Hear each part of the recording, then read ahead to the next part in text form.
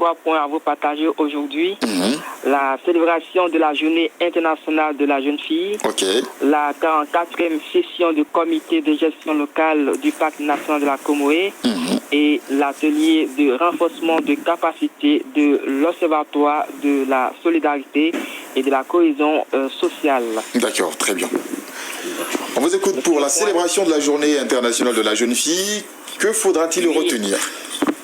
Oui, la direction de l'égalité et de l'équité du genre du ministère de l'Éducation et de l'Alphabétisation a entrepris une campagne de sensibilisation sur l'éducation des filles et les violences basées sur les genres. Cette campagne s'inscrit dans le cadre de la célébration de... Excusez-moi, cette campagne s'inscrit dans le cadre de la célébration de la Journée internationale des droits de la jeune fille, célébrée tous les 11 octobre et des 16 jours d'activisme contre la violence à l'égard des filles et des femmes qui se tiennent du 25 novembre au 10 décembre. L'étape de la région du Bunkani s'est tenue le mercredi dernier au lycée moderne de Bouna. L'objectif de la journée internationale de la jeune fille est de promouvoir les droits des filles, notamment en milieu scolaire. Et cette édition a été placée sous le thème « Mon droit à l'éducation, mon avenir ». Selon le bilan dressé par le secrétaire général de la DRENA de Bouna, Apia Kwame Sévérin, la région du Bunkani a enregistré lors de la dernière année scolaire plus de 80 cas de grossesse en cours de scolarité. Nous abordons maintenant le deuxième point. D'accord, allons-y alors. Oui, qui concerne donc la session du comité de gestion locale du parc national de la Comoé.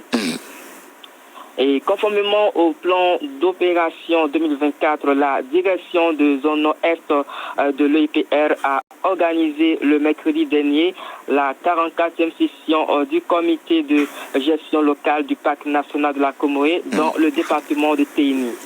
L'objectif de cette rencontre est d'assurer le fonctionnement des organes d'appui à la gestion durable du parc national de la Comoé en vue de sa gestion efficiente.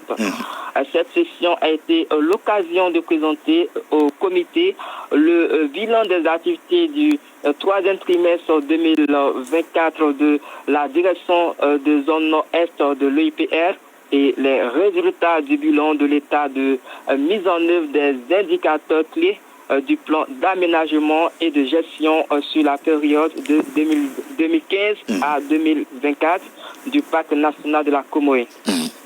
Ces présentations ont suscité la curiosité des membres sur la réduction des orpailleurs clandestins, de braconniers et d'évolution notable d'éléphants constatées dans plusieurs zones et de la colonisation du parc par des buffles. Le dernier point. D'accord. Terminé. Et la journée internationale de la jeune. Allez-y. Non, l'atelier de renforcement de capacité de l'Observatoire de la solidarité et de la cohésion sociale.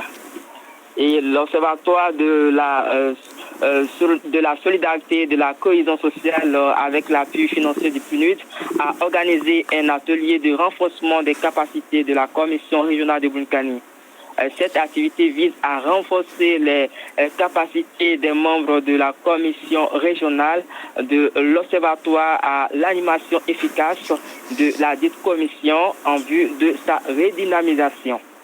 Les 15 membres issus de différentes catégories professionnelles ont pour mission, entre autres, de contribuer à la prévention des conflits, animer et coordonner les mécanismes d'alerte précoce, faire le suivi des indicateurs de solidarité et de cohésion sociale au niveau régional. Pour mener à bien ces missions, les participants ont vu leurs capacités renforcées à travers plusieurs modules, dont le mécanisme d'alerte précoce et la prévention et la gestion des conflits. Débuté le lundi dernier, l'atelier a pris fin hier. Merci Alassane Ouattara. Merci pour ce point de l'actualité. On sera très heureux de vous retrouver, Inch'Allah. La semaine prochaine, pourquoi pas, donc pour d'autres échos de votre région, le Bunkani. La région du Bunkani, donc dans le nord-est de la Côte d'Ivoire.